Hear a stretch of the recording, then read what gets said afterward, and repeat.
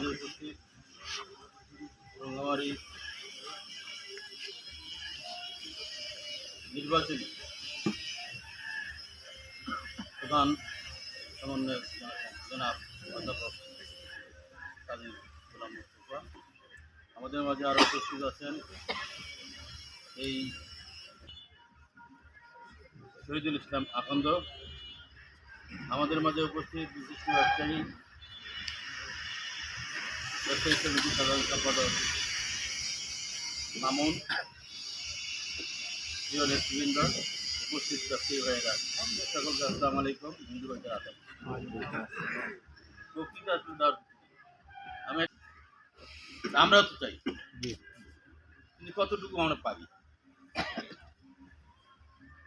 কেন পাই না? এই কারণে পাই না, যারা এই সমাজকে নেতৃত্ব দেয়, যারা এই সমাজকে নিয়ন্ত্রণ করে, তাদের ভুল সিদ্ধান্তের না। ভুল সিদ্ধান্ত কিরকম? অমুক ছেলেটা চাঁদাবাজি করছে, ও আমার চাচাতো ভাই, আর ওকে কিছু বলা যাবে। ও এক দোকানে গিয়ে 10 টাকা কাপড় নিচ্ছে, টাকা দেয় নাই, বিচার চায়, বিচার পাওয়া যায় না, কারণ সে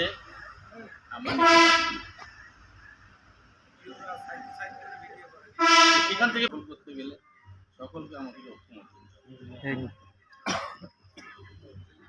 আমরা সকলে জানি সামনে নির্বাচন, আর এই নির্বাচনকে নিয়ে দোয়া মাহফিলেও আলোচনা হবে। আমি গল্পটা বলতে চাচ্ছিলাম, যে গল্পটা দিয়ে শেষ করবো, সেটি হচ্ছে এখনকার যুগের অবশ্য অনেকে জানে না, পুরানা যুগে যারা আছেন তারা সকলে জানেন, আগে যাদের জমি ছিল তারা ক্ষেত নিড়ানোর জন্য বা ক্ষেত গাড়ার জন্য কামলা নিত, ঠিকই না? কামলা নিত না? আর কামলার পেমেন্টটা ছিল এরকম, সন্ধ্যার পর আসলে আধা কেজি চাল আর 8 আনা পয়সা। তখন যদি এরকম চুক্তি ভিত্তিক ছিল না, 1 বিঘা জমি কাটলে 1000 বা গাড়লে 1000, এরকম চুক্তি ভিত্তিক ছিল না।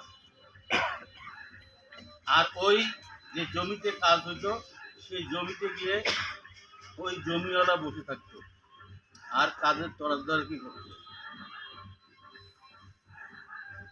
কথা বুঝতে পারছেন?